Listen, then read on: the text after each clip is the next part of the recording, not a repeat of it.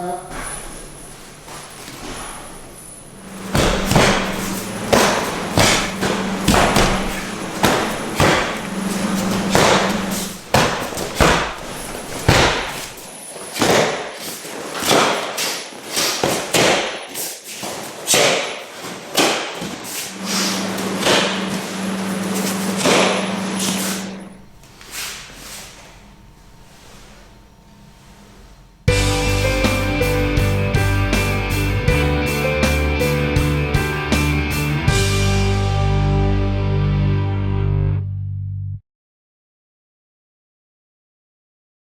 Bonjour à toutes, bonjour à tous. On se retrouve avec Fabien pour vous parler aujourd'hui du travail du Kion sur cible, unité de valeur qui est présentée au passage de premier, deuxième, troisième dan et au-delà sous des formes différentes. Aujourd'hui, on va s'attarder déjà sur le travail premier, deuxième, troisième. Voilà, donc nous on va vous proposer des exercices pour travailler votre progression dans votre préparation au grade. C'est pas une fin en soi, ce sont, comme on fait d'habitude, des pistes pour vous permettre d'évoluer dans votre travail. Donc si je dois résumer, le travail de Kion sur cible, il est structuré de la façon suivante. On fait du Kion simple, on est en mouvement, sur place, après on passe au Kion multidirectionnel, on est en déplacement. L'étape suivante, c'est le Kion sur cible, c'est-à-dire que je me déplace tout en m'adaptant à un travail de distance avec un partenaire. J'insiste sur le mot partenaire. Donc là, ce qu'il faut considérer, c'est que le travail sur cible, c'est le prolongement du travail de recherche de distance et qu'on peut voir dans l'hyponcomité avec une qualité d'impact qui va être évaluée suivant certains critères qu'on va vous démontrer au niveau de la distance, de la reprise de distance et du contrôle aussi de la qualité d'impact. Voilà. Et comme le précisait Fabrice, la qualité du teneur de cible est également très importante. Hein, la façon de tenir les cibles va déterminer aussi la qualité de progression d'apprentissage de celui qui travaille. Voilà. Alors, dans les exercices, vous avez 7 formes de techniques imposées. J'ai envie de dire, peu importe la technique que vous allez employer, même si vous en rajoutez d'autres pour vos drills et vos entraînements, ça importe peu. Ce qu'on va essayer de vous démontrer là, effectivement, c'est le travail de distance, déjà dans un premier temps. Donc, voilà, pour des côtés simples, normalement, lorsque vous êtes en situation de passage de grade ou d'entraînement, vous avez tout de suite 2 cibles, il y en a une ou 2 qui servent. Pour la simplicité, je vais en retirer une et on va travailler sur, choisis ta technique, Gyakutsuki. On est au départ, distance à 3 mètres, le rituel salut, Tori et Uke sont désignés. Comme pour le Kion, c'est le teneur de cible ou Tori qui donne le rythme. Je suis celui qui va générer l'attaque chez mon adversaire. Première chose, donc là on parle que de la recherche de distance. Trop loin, quand je vais réclamer mon attaque, ça ne va pas être possible. Trop près, il n'y a pas de travail possible, c'est pas cohérent. Voilà. Donc la première chose, c'est pour mon partenaire de venir chercher la bonne distance.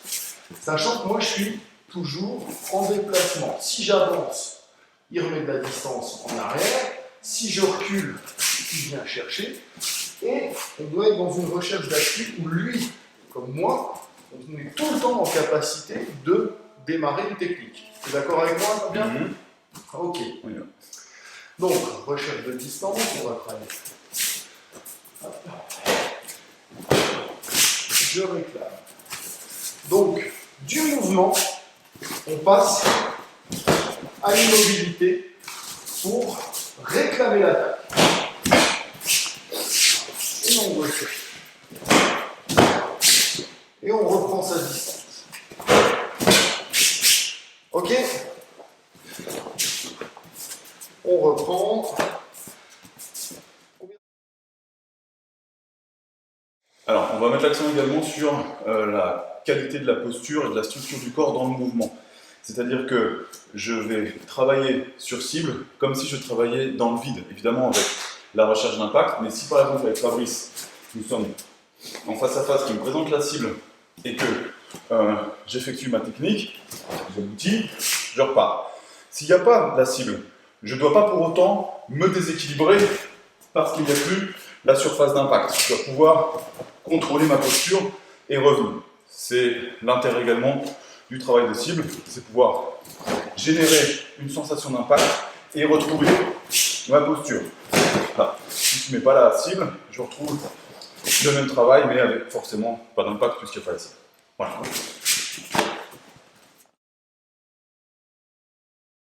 On va aborder maintenant la recherche d'appui lorsqu'il va réclamer la technique. D'accord? On va travailler là sur Mawashigiri, jambe avant, on va dire. D'accord? Donc pareil, le protocole est important. Mawashigiri, jambe avant. Je suis le candidat qui va être le plus sous le feu des projecteurs. C'est moi qui choisis le niveau. J'ai peut-être 70 ans, je passe mon premier dan, j'arrive plus à monter la jambe, donc je vais demander Shudan. Ou au contraire, je suis dans la fleur de l'âge et je vais demander Jodan. Il ne faut pas oublier que la cible représente, comme disait Fabien précédemment, le corps de votre adversaire. Donc vous cherchez le contrôle et un léger impact sur la zone de la cible. Ok? Et là, donc, on est en déplacement, il passe en immobilité, pam, il me réclame la technique. À moi d'être le plus juste possible pour la frappe, au niveau de mes appuis. C'est-à-dire que si je ne suis pas structuré, il réclame, et que je mets déjà un grand temps à me mobiliser, à me placer, et ensuite démarrer ma technique, je vais être mal évalué, je ne vais pas avoir un bon retour au niveau de la technique. L'idée, c'est d'être en déplacement, il réclame, c'est tout de suite le point de recherche que je dois avoir. Ok? Plus les grades vont monter, premier, deuxième, troisième, plus on va être attentif à ces recherches d'appui. L'idée, c'est de ne pas perdre de temps. Vous avez une ouverture, vous est proposé, pas vous démarrez. D'accord? Voilà, donc ce qu'on a cherché à vous montrer sur ce travail-là avec Fabrice, sur son démarrage sur le Mawashi, c'est non seulement la notion de distance, mais également de temps de réaction et de vitesse de réaction, ce qui va composer ce qu'on appelle le timing. C'est-à-dire qu'effectivement, si vous mettez trop de temps à préparer votre réaction et que le teneur de cible a déjà enlevé la cible, c'est que c'est trop tard, en clair. Donc là, l'objectif, c'est à la fois de pouvoir jauger la bonne distance. Là, c'est hors distance, il faut qu'il fasse un pas pour se rapprocher. Okay, on a vu tout à l'heure les notions de distance. Et effectivement, de réaction. Donc quand on est en découverte de travail, effectivement, il va prendre conscience de toute sa technique dans la réalisation. Mais après, une fois que ça c'est OK, on va lui demander une réaction un peu plus rapide et un retour un petit peu plus fluide pour qu'il puisse réagir de manière plus dynamique. Voilà.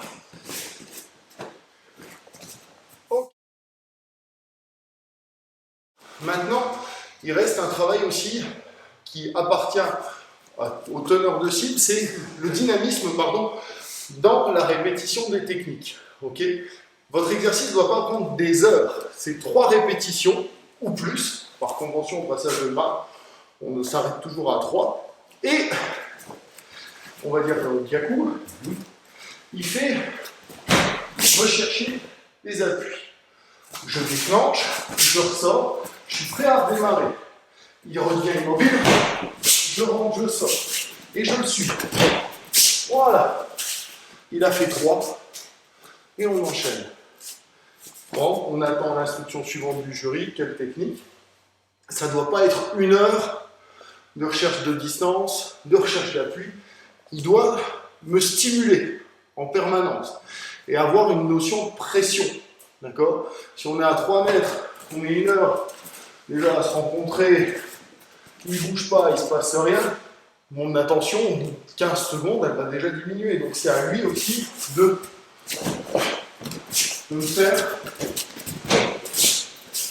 rester vigilant. Là, on est parti sur un travail où il me demande d'improviser. Ça peut être des variantes de drill où vous faites du shuffle à l'entraînement. Alors, plutôt que de demander exactement telle technique, vous adaptez la technique à ce qui est proposé comme impact. Exactement.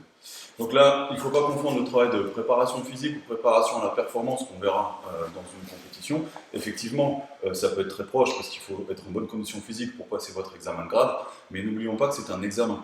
Donc vous n'êtes pas là pour épuiser votre partenaire, vous devez l'amener quand même à un degré de travail qui est suffisamment conséquent, mais où la progression demeure. Ça ne doit pas être un travail épuisant qui finalement aboutit à une contre-performance. On peut peut-être aborder aussi la façon dont on tient la cible et les conventions qui régissent un petit peu ce travail de déclenchement. Je peux t'emprunter la cible? Oui. Voilà. Donc, d'un point de vue conventionnel, on est en garde. Tant qu'on est en mouvement, rien ne se passe, on est en recherche d'appui. Là, il y a plusieurs écoles. Il y a ceux qui sont en garde, qui passent immobile. Et par exemple, si on est au Mawashi Shudan, hop, je réclame. On est en déplacement, hop. Voilà. Je passe à l'immobilité, je réclame la frappe. Ok? C'est la convention. Dès que c'est fini, je suis de nouveau dans du travail de recherche de distance. Je répète 3 fois ma technique. Et une petite chose, c'est que je vais, avec ma cible, pour moi, être au plus proche de mon propre corps. Hein, comme disait Fabien tout à l'heure, l'idée c'est que s'il n'y a pas de cible, je l'invite à travailler sur une partie sensible. Ok? En l'occurrence, là, les côtes flottantes. Qu'est-ce que tu peux ajouter d'autre dans le maintien de la cible? Alors, si par exemple on a des attaques type Maigiri, ce sont des attaques frontales où on va avoir, par rapport à l'exigence technique du Maigiri, cette notion de relevé d'orteil. Je ne vais pas pouvoir envoyer tout l'impact avec la qualité que je souhaite si la cible est présentée de telle sorte que ça m'oblige à modifier ma forme de corps. Donc du coup, je vais demander à mon partenaire, ou c'est moi-même qui vais le placer, de telle sorte à pouvoir recevoir dans cet éducatif, parce que ça reste un éducatif, ma technique, sans pour autant que moi, j'ai à modifier. Si par exemple tu la mets plate, là on se dit que c'est logique, ça va être perpendiculaire, c'est une attaque qui va arriver tout droit. Non, je risque d'avoir à modifier ma technique de jambe pour pouvoir convenir à la cible. Le problème, c'est qu'après, moi je perds en équilibre, en efficacité. Okay, parce que si effectivement on enlève la cible, ma technique ne doit pas être dénaturée et je dois pouvoir arriver de la même façon à l'impact. Donc du coup, je vais lui demander d'imiter la surface d'impact en inclinant et que je puisse travailler sur ma technique de la même façon que pour les autres techniques. Voilà. Donc il est important de modifier la surface d'impact. De la même façon, pour les Mawashi Jodan, d'accord, on vient placer à côté. Arrêtez, s'il vous plaît, en passage de grade, de placer votre cible à une distance énorme du centre qui est le partenaire. Si on travaille sur Mawashi Jodan et qui place sa cible très loin du corps, même si je suis souple, ça ne représente pas du tout le travail. L'idée, ça va être d'être sur un travail qui peut s'enchaîner. Là, 1, 2, 3, je place la cible à côté. 1, 2, 3. Ça n'a plus rien à voir au niveau d'un placement. Ok? Donc, réalisez bien que la cible remplace l'impact réel sur un corps réel. Ok? Voilà. Donc, pensez bien que le travail sur cible, c'est la continuation du travail de l'hyponcomité. Donc, quand on travaille à deux, sans cible, et qu'on est sur cette recherche de travail, ma qualité d'impact va arriver ici. Donc, ça veut dire que la cible pour l'entraînement doit être au même endroit. Voilà. Et juste une petite chose, deux petites précisions, c'est que la respiration est super importante. Lorsqu'il va rentrer un gyaku au corps, avec un peu d'impact, là il rentre, j'ai une expiration, j'encaisse. Quand je prends la cible, c'est pas parce que j'ai une cible que l'impact est annulé. Si je suis complètement relâché, ça va complètement me déstructurer. Donc je réclame et de la même façon, je prends un enracinement et je lui offre une bonne qualité de cible. Pour les jambes, c'est pareil. À partir du moment où il vient juste poser sur sa tête et que j'envoie ma washi, l'impact il va complètement se répercuter, il va être sonné en 2 techniques. Donc pour lui, ça va être aussi de venir légèrement à ma rencontre. Voilà. Et là, ça va me permettre d'avoir une qualité où je peux envoyer, je peux avoir du kimé et de l'impact sans pour autant causer des dommages et de l'inconfort à mon partenaire. Merci de nous avoir suivis, merci Fabien. Merci à toi. On se retrouve très bientôt pour une prochaine vidéo. Bon entraînement à tous. Bon entraînement!